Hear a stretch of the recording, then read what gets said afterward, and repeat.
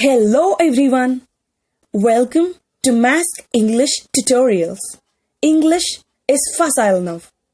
Today, I'm gonna share few tips to overcome hair fall. What is hair loss? The medical term for hair loss is alopecia.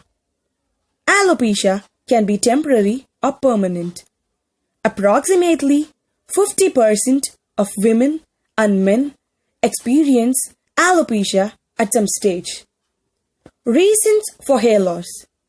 There are many reasons for alopecia or the hair loss, which includes illness, emotional trauma, protein deprivation during strict diet, and hormonal changes like those in pregnancy, puberty, and menopause.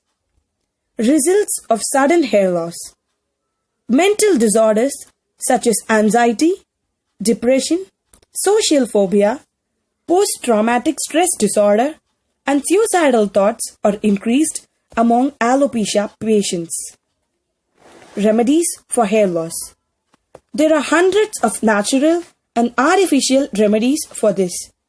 According to me, the easiest of all is to get relieved from the stress. Find the reason for the stress. If you can find the cause of a disease, you're already in the safe zone.